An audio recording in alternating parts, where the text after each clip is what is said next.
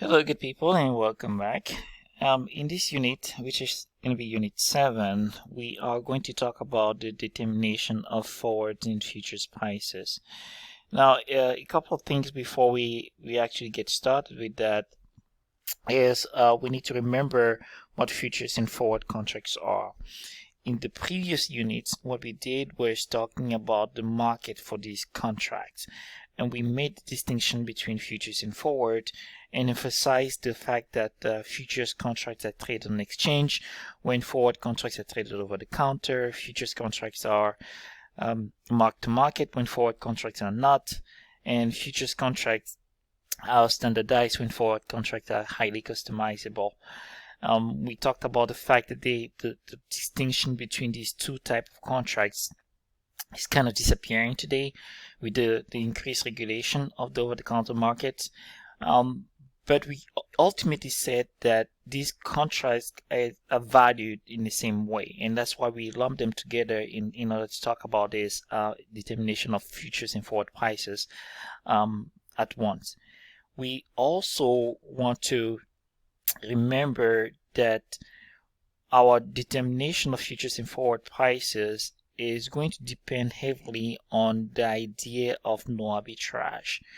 So no arbitrage essentially says that if you can lock in the value of an underlying at some point in the future, you would know what the return on an investment in that asset would be, and therefore you should only earn the risk-free rate of return in that investment. If there is a potential of earning more than the risk-free rate of return, that creates an arbitrage opportunity. And so what we want to be able to do here is use that intuition of no arbitrage in order to derive what that future price should be. So we know what the spot price is, that is today's price of the underlying, and we want to estimate what that future price at which we should lock in today the value of the underlying should be. To do that, we're going to make a distinction between two types of assets. The first one is going to be investments asset, and the second one is going to be consumption asset. Now, investment assets are going to be held purely for investment purpose. So we can think of gold, silver, and so on and so forth. Consumption asset, on the other hand, can be held primarily for consumption. Now, when we say primarily, it doesn't always mean that consumption asset cannot be used for investment purpose. Consumption asset may be used for investment purpose, but it's a lot more difficult to utilize the no arbitrage or the arbitrage principle in order to infer the value of consumption asset. So we're going to use the arbitrage principle for the purpose of investment asset, and we're going to tweak that intuition a little bit in order to estimate what the price of consumption asset, the futures price on consumption assets are going to be. And we're going to talk about things like convenience yield and so on and so forth. We'll see that later. Now, our arbitrage is also going to rely on something that we talked about in one of the earlier units when we said short selling. Well, short selling essentially refers to or involves selling securities that you do not own. So with short selling, the basic idea is that you are borrowing today and you sell, and what you do later on is that you buy back and you return it. That is what short selling is all about. Borrow today, sell, buy back later, and return it to whomever it is that you borrowed the asset from. Typically, you go through your broker to do that, and what your broker does is the broker borrows the securities on your behalf from another client and sells it to the market on your behalf. So what happens later? Well, at some point later, what you will do is you will buy back the asset in the market at whatever value it is that the asset is trading in the market at that point in time, and you will replace that asset into the client's account at your brokers.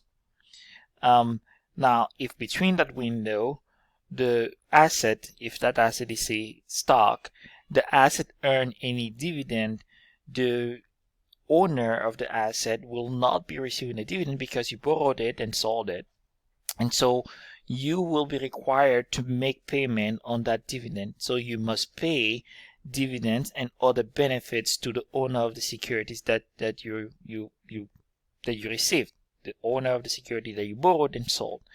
And so any benefit to that owner that he or she is not receiving because you borrowed the security will have to be paid by you to that owner.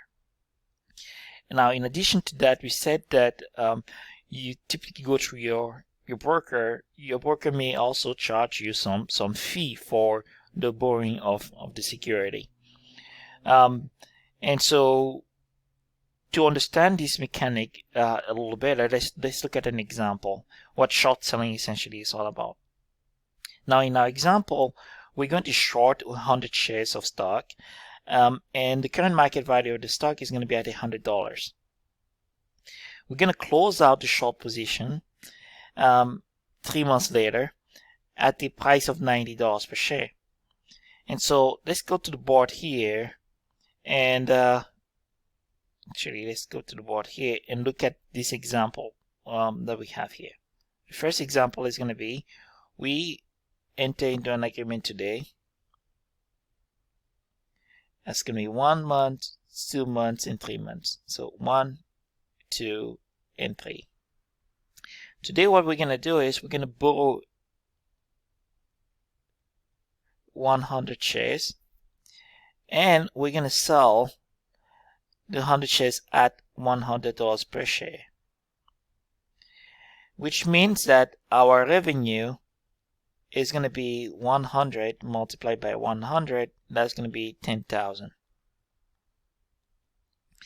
So we've made 10,000 by borrowing the security and selling it. Now we're not accounting for any form of fee or time value of money in this case, nothing. At some point in the future, we're going to buy back that share.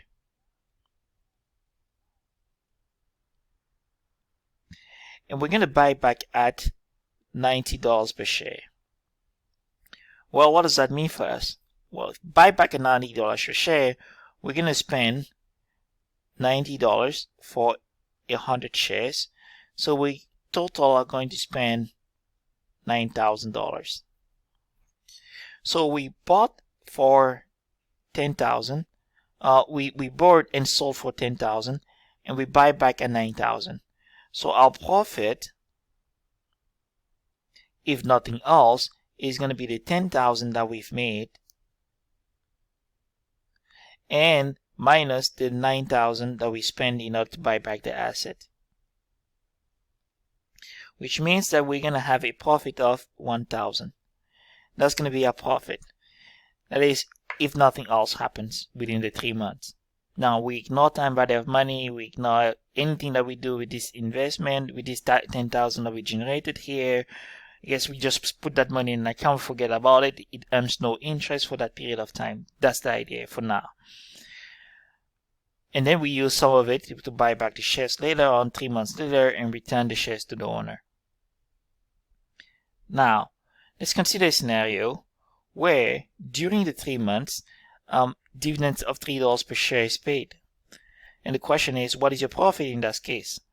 Well, if at some point here, 2 months into it, $3 per share, that's $3 per share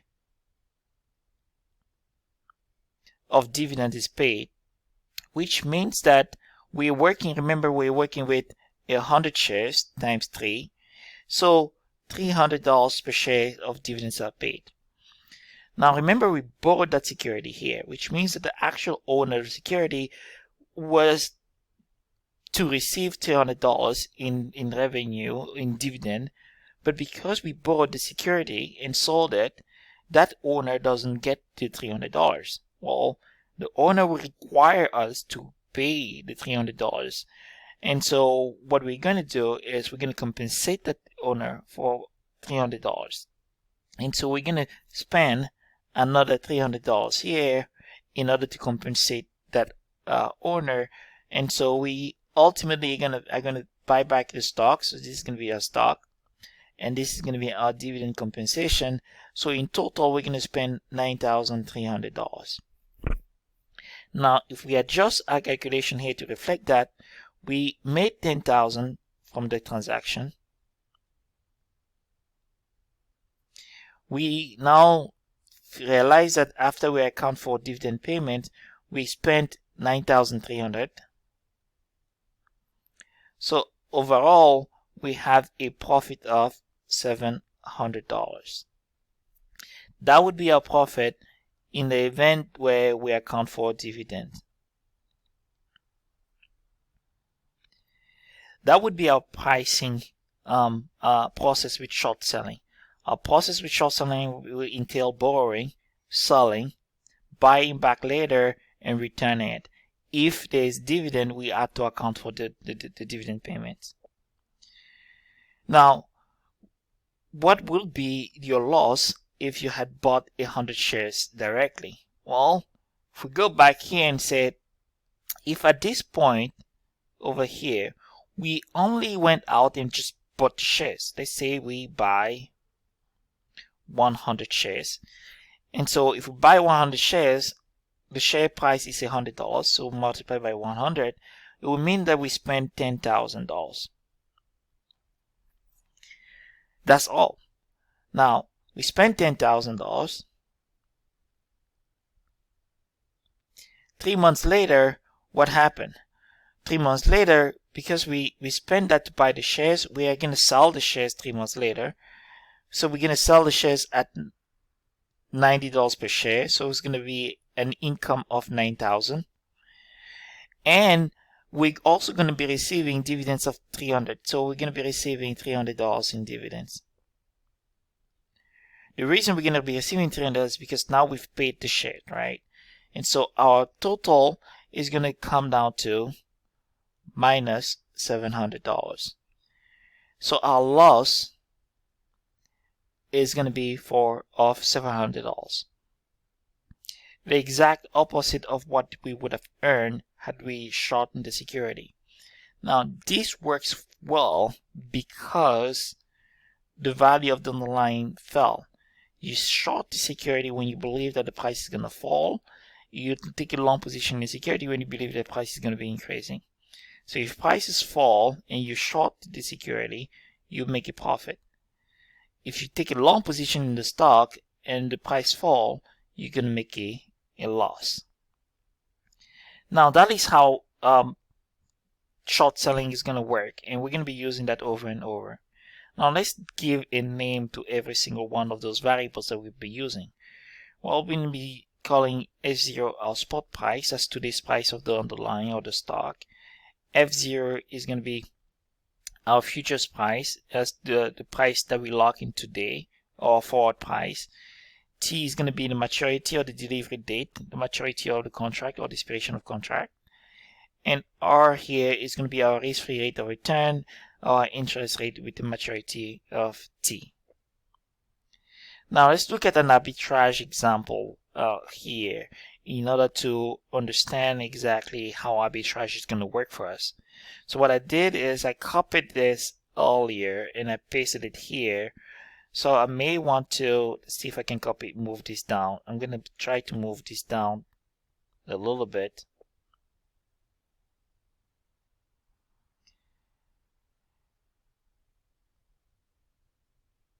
And this is going to be our example. This is going to be our example for the arbitrage problem.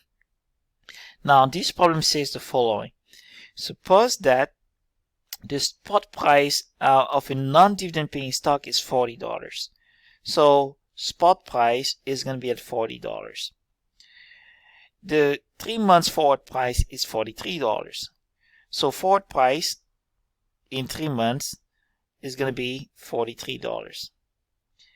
And we're also told that the following, the 3 months US interest rate is at 5% per year. So the interest rate is at 5% per year. And the question is there an arbitrage opportunity? Well, let's look at it together.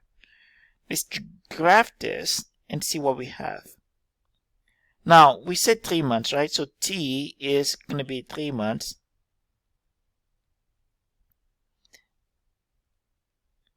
And 3 months is also equal to 1/4 of a year, right? So that's going to be 1/4 of a year.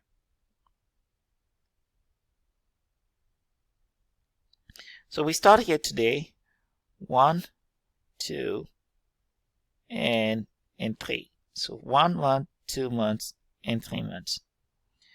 The interest rate over that period of time is 5%, and that's 5% per year.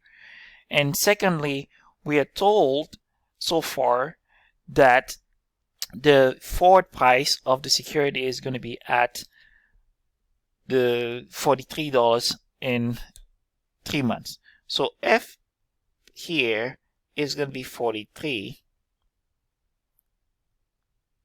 And today the value of the underlying S0 is going to be at 40. Our arbitrage is going to depend on whether there is a relationship between the futures and forward price that we can take advantage of and actually leverage. And the way we're going to do that is we're going to compare the future value of our underlying to that forward price or futures price. And so in order to do that properly, what we want to be able to make sure of is that we understand how it is that this interest rate is going to be dealt with. Now, that interest rate for us is an interest that's quoted for us, and it's quoted as a 5% per year.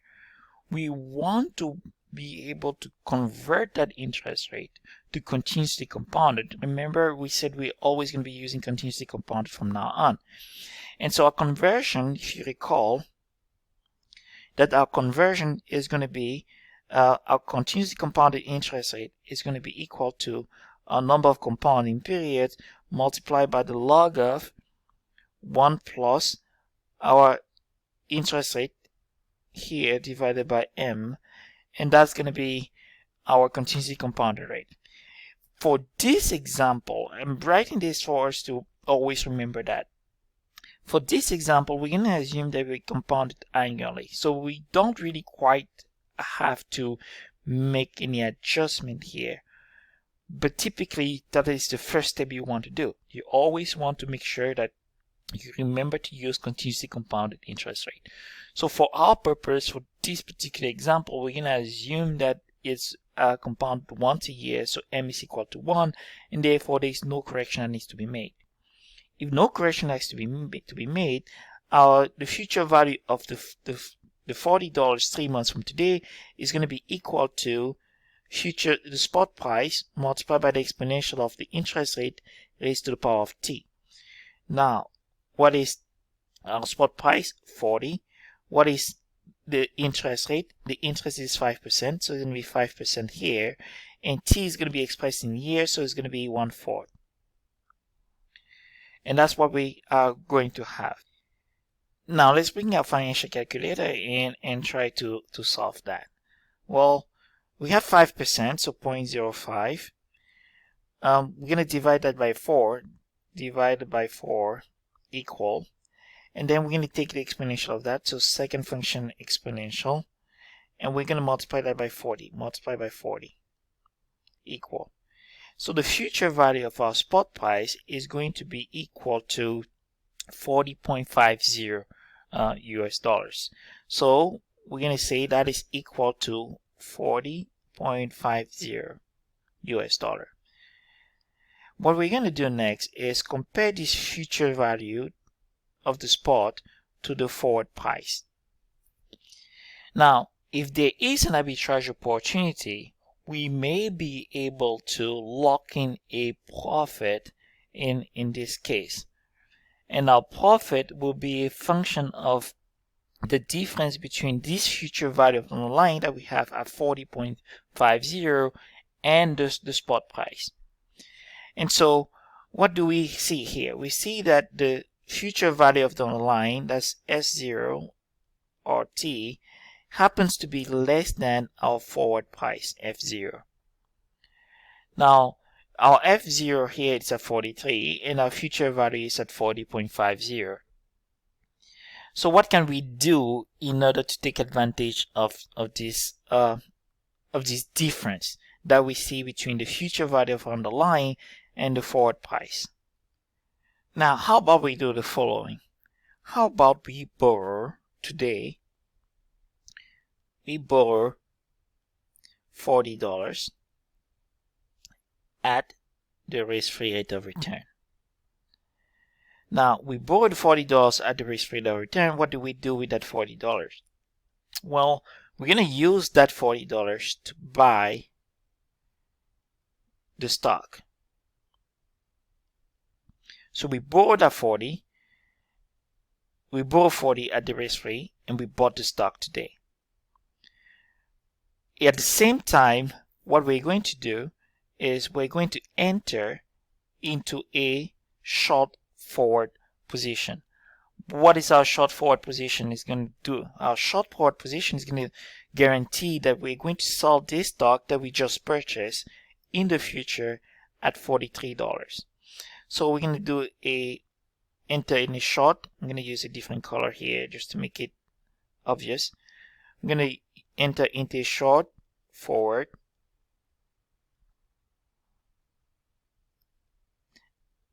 at F0. That's our short forward position. So we borrowed the stock. We borrowed $40 at the risk-free. We used the money to buy the stock, and at the same time we entered into a forward contract. And our forward contract here is going to be a short forward. 3 months from today, what do we do? Well, 3 months from today, a couple of things are going to have to happen. The first thing that's going to have to happen is we're going to have to pay back our loan. And to pay back our loan, we're going to have to pay the future value of our borrowing. So we're going to have to pay back 40 future value, which is 5%, 1/4. That is what we found out to be at 40.50. That's how much we're going to have to pay. We're going to have to repay our loan. And remember, it's going to be an expense, so we're going to put a negative sign in front. The second thing we're going to do is we're going to sell the stock because we enter into a short forward position. So we're going to sell the stock, and I'm going to sell at 43. So we sold at 43, which is an income, so it comes with a positive sign here. And we use some of that money in order to repay our loan. So what is the difference between the two? Well, the difference between the two is going to be for $2.50. And the $2.50 here is essentially going to be a profit from this transaction. Now the key here is that we made essentially a profit of $2.50 with zero investment.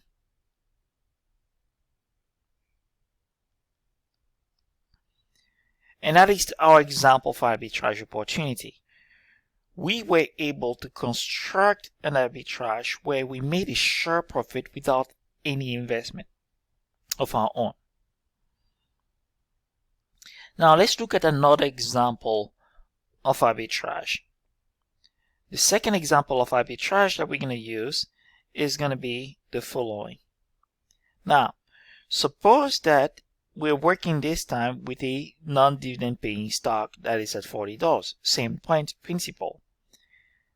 The 3 months forward price, it's at $39. Interest is still at 5%. What is the arbitrage opportunity here, and how can we take advantage of this opportunity? Process is going to be very similar to what we had earlier, right? So early on, our forward price was $43, so it was higher than our spot price. and it was also higher than the future value of our spot price. This time around, what we have is a forward price that's equal to 39. And our forward price, it turns out, is less than the future value of our spot price. So for this second scenario, this is what we have. 1, 2, and 3. And we have a spot price at 40. We have a forward price at 39. And we know that the future value of the spot is going to be equal to the 40, 5%, 1/4 here, which we found to be 40.50. So we overall found out that our forward price is going to be less than the future value of our spot price. So what does that mean for us? How can we take advantage of this? Well, if the forward price is going to be lower than the future value of our spot price, maybe we want to be buying this underlying, because we could invest $40 today, earn $40.50 a little later, 3 months from today, turn around, use the $40.50 to purchase the underlying at 39. And what do we need to do with the underlying if we don't want to own it? Well, what we could do to raise the money here today is essentially the following. We would borrow the security, sell it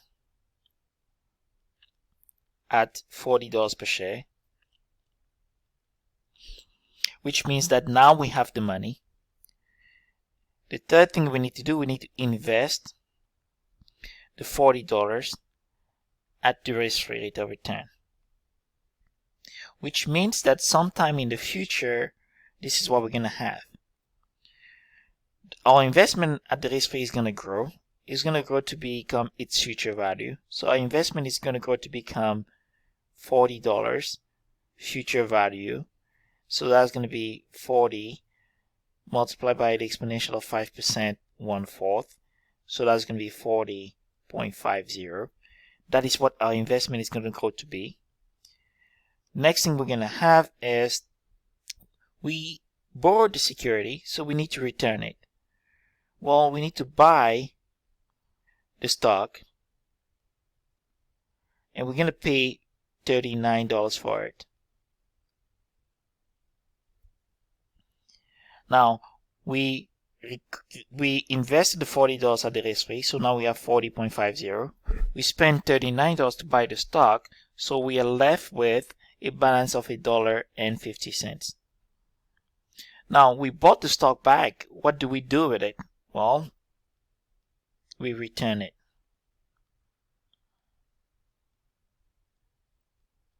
So we checked all the boxes. By returning the stock here, we've taken care of that first box. We sold the stock to raise the money. We invested the money at the risk-free in order to get the $40 in the future. And we used the $40 to pay for the stocks today, 3 months from today, and then keep a profit of $8.50. And that's essentially what we have. And we're going to use this no arbitrage principle to value our stock, our futures contract. And what we can tell already is for no arbitrage to exist, the future value of the underlying has to be exactly equal to its spot price. So if this value here is equal to $40.50, what happens? Well, if we have the following scenario, 1, 2, and 3 months, where we have the spot price here and we have the forward price, and it turns out that this forward price is exactly equal to the future value of the spot price, it doesn't matter what to do, you're going to have a profit of 0. And your profit is going to be equal to 0 because, say you apply the first principle that we looked at, the first scenario. And in that first scenario, what did we do? We borrowed the $40 at the risk free. we bought the stock and we took a short position in the forward. When we did that, at the maturity or expiration of the contract, what did we have? We had the $40 that grew at 5% for 3 months. So we had the $40.50. But because we borrowed it, we had to repay that, which is why we had the negative sign here. And we sold the stock because that's what we held here. We bought the stock. Now we had something to sell. We sold the stock at 43. So we made a profit of $2.50. Now, if it turned out that the two values were equal to each other, that is, the future value of the spot was equal to the forward price, this would be equal to the value of the underlying, and therefore we would not be making any profit. So the value of the underlying would be equal to $40.50. Profit would be equal to 0. So overall, what do we have? Overall, what we have is the following. What we have is the forward price is essentially going to be equal to the future value of the spot. And that is up the pricing that we will be using. And so forward price is going to be equal to the spot future value, and that is going to be exponential RT. Now we remember we use continuously compounded always. In the scenario that we had earlier, we could have used, because we didn't emphasize continuously compounded, we could have used forward price is equal to spot price 1 plus risk-free over a period of time t. Or just make sure I have that written well, risk-free over a period of time t, and that would be the equivalent of this when we are using continuously compounded interest rate. So that would be continuously compounded interest rate. Now we want to remember what our continuously compounded interest rate is equal to, m, which is the number of compounding period, the log of 1 plus the quarterly compounded, monthly compounded, daily compounded interest rate. We usually label that as Rm divided by m, and that is our continuously compounded interest rate. So let's go back to the slides here and see what we have here. So the second example that we played with is the scenario where the forward price at 39. If the forward price at 39, we showed that the approach to arbitraging this opportunity was a little different. So at 39, what did we do? Well, when the price was at 39, what we did is we bought the stock, we sold it, so we took a short position on the stock, we invested the proceeds from that short position, and we used that proceed later on, the future value of that proceed, to buy back the stock and return it. And by doing that, we had a profit of $1.50. And so that is how we answered this question. Is there an arbitrage? Yes, there was an arbitrage because we were able to make a profit without investing any of our money. That was our risk-free profit here. So the pricing, if we extrapolate it in the same sense that we had earlier, we would find that if the spot price of any investment of an investment is equal to S0, and the futures price for a contract that's deliverable at MT is F0, we can find the relationship between F0 and S0, and what we see is that the forward price, which is F0, is equal to the future value of the spot at an interest rate R over a period of time T. Now, in that example that we had, T was a quarter of a year, spot price was at 40, and the interest rate was 5%. So we could simply use the future value, 1 plus 5%, raised to the power of a quarter, 40 spot price. Our future price will be 40.50. Now we said we should be using continuously compounded interest rate anyway. So when we adjust the interest rate to be continuously compounded, the forward price is simply equal to the future value of the spot at that interest rate over a period of time t. Now I really want to emphasize this, and I'm going to do this a few times just so that you remember that the continuously compounded interest rate is going to be equal to the number of compounding period multiplied by the log of 1 plus the periodically compounded interest rate divided by the number of compounding period. Now, our periodically compounded interest rate is going to be equal to m, which is our number of compounding period, multiplied by the exponential of our continuously compounded interest rate divided by m minus 1. And that's going to be the relationship between those two type of interest rates that we've been looking at so far. Now, what this equation does is that it relates the forward price and the spot price of any investment, any investment asset, for that matter, because we need to specify that so far we're working with an investment asset, right? You don't hold a stock for consumption. That is an investment asset. The spot price of any investment asset, so that no income, that provides no income and has no storage costs. So for that investment asset that we're looking at, stock, there was no income because we used the scenario where there was no dividend, and it has no storage cost because there is no need to store equity contract. Now, you also remember that equity derivatives are settled in cash, right? Stock futures are settled in cash, so there's no storage that is required for this underlying. There's no exchange for the underlying that's going to happen at maturity of the contract. Now, what will happen if short sale is not an option? Well, if short sale is not possible, the formula that we've derived a few seconds ago still works. But it's going to work for investment asset, because investors essentially hold the asset itself, will sell it and buy the forward contract when the forward price is too low. So in that second example that we played with, where in this example where we had to borrow the stock and sell it, if borrowing is not possible,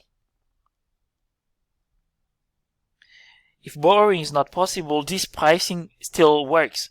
And the way it works is that if you own the stock, then you can sell it yourself. That's how the pricing will work, under the assumption that you're able to sell something that you own.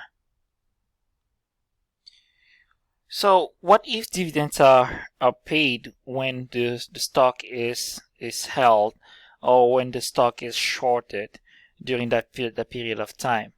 So if we're working with an investment asset, and that investment provides a non-dollar income, for example, dividend over the life of the contract or the life of the agreement, how do we adjust the forward price to reflect that income that is earned over the life of the futures contract? Well, the way you do that is simply by adjusting the price of the underlying to reflect that payment of the dividend. And so what's going to happen for our scenario, you remember what we had early on when we started this process, we worked with a scenario where we had dividends that were paid here, and that was the $3 per share in the very first example that we had. And so in that scenario, we essentially adjusted the value for the $300 that were dividend that was paid. So the same process is going to apply here, where we are going to adjust the stock price or the value of the underlying today to reflect that dividend that's paid. And that dividend in this case is going to be considered income. And so our forward price is going to be equal to the spot price minus the present value of the dividend, that adjusts the price to account for that dividend payment, and we're going to find its future value, and that takes care of the issue for us. So any adjustment for non-dollar dividend is simply by adjusting the stock price or the spot price for the present value of the income that's earned during the life of the forward contract or the life of a futures contract. Now, when the investment asset provides a non-yield, and remember the difference that we have here is the yield is expressed as a percentage of spot price, and on the other side what we have is a dollar income. When we have dollar income, our futures price or forward price is an adjusted spot price that grows at the rate of RT, right? For a known yield, what we're adjusting is the interest rate. So the interest rate is going to be adjusted to reflect that yield. And that yield typically is expressed as the income that's received divided by the spot price. And that's what we would have as our yield. So in this case, our yield here is going to be, let's say, the dividend yield. And the dividend yield will be the dollar dividend divided by the stock price. So our forward price is going to be equal to the future value of the spot at a rate that's the difference between the risk-free and the dividend yield over a period of time t. Now Q there is the average yield during the life of the contract. So if the payment is made once, that will be that one yield. If the payment is made multiple times, that is that average yield. And it is expressed with continuously compounding as well. Now valuing forward contract is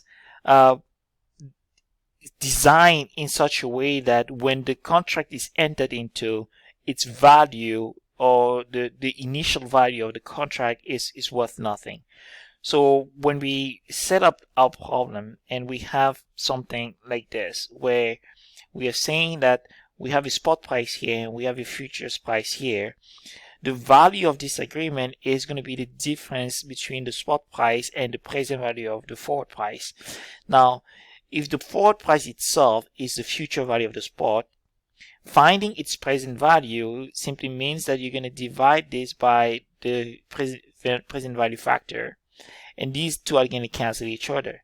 And so the value of the contract is simply going to be equal to 0, because when you do stock price minus the present value of the forward price, what you're essentially doing is spot price minus forward price, which is equal to the spot future value that you multiply by the exponential of minus RT, which means that this cancels that. That leaves you with stock price minus spot price as equal to 0. And that's what we have here, where forward price is worth nothing because that forward price is assumed to be the future value of the spot price. Now, that is true except for the bid offer spread effect, because if you're going through a market maker, the market maker is going to account for that spread when it's first negotiated. So once we when we ignore the spread, that is the difference between the bid and the offer prices, these two are equal to each other. Now, that is when the contract is initiated, right? That is today. Later, it may have a positive or negative value, and that's what we call basis. If you remember our discussion in the first unit, I believe, we talked about basis risk. So the value of the forward contract may increase, and we showed a graph that looks something like this, where we had the spot price here that moved, and we had the forward price or the future price that moved as well. When the contract is initiated or negotiated, that basis is equal to 0, and then it can increase or decrease over the life of the contract. Now, suppose that K that we have here is the delivery price, and F0 is the forward price for the contract that would be negotiated today. So K is our delivery price, and F0 is the forward price as of today. If we consider the difference between the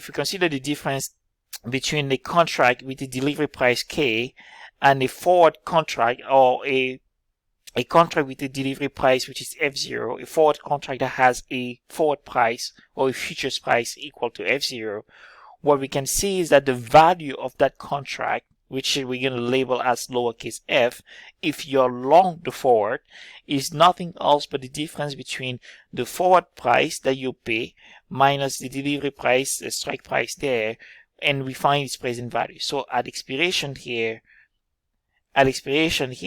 what we're going to do is we're going to find the difference between that delivery price and the forward price, and the value of the contract at this point is, at any point in time here, is simply going to be the present value of that difference, and that's what we find that value at any point in time. So that value here is simply going to be the present value of that difference. the value of a short forward contract, that is if you're long. If you're short the forward contract, it simply means that you will be selling down the line. If you're long, you will be paying. So if you're long, you will be paying F0, or you could have paid K, and that's how you find the present value. For the short position, you will be receiving, because you're selling, you will be receiving F0 where you could have received K, and that difference sets the value of this forward contract. And again, we always work with the present value, that is the value at any point in time. Remember that for our purpose, when the contract is initiated, that is at this point in time, that value is going to be set to be equal to 0. Now, what is the difference between forward and futures prices? Well, when the maturity when the maturity and asset prices are the same between the forward contract and the futures price, that is when T, which is the maturity, is the same for the forward as it is for the futures, and the asset price, or S0, is the same between the two, forward or futures, what we have is a scenario where forward prices are equal to futures prices. And they are assumed to be equal, and the reason they're assumed to be equal is because of the functioning of the contract. The idea behind those contracts is identical. They serve essentially the same purpose. Now, Eurodolars are a little different, and the way we're going to see how they're different, I think, is the next unit. But suffice to say that when the maturity and the asset are the same, forward price are usually the same as well as interest rate. Actually, when interest rate here is fairly constant or predictable, then futures price and forward price are generally equal to each other. Now, when interest rates are not so certain, so when there's uncertainty about interest rates, there is some difference between futures and forward prices.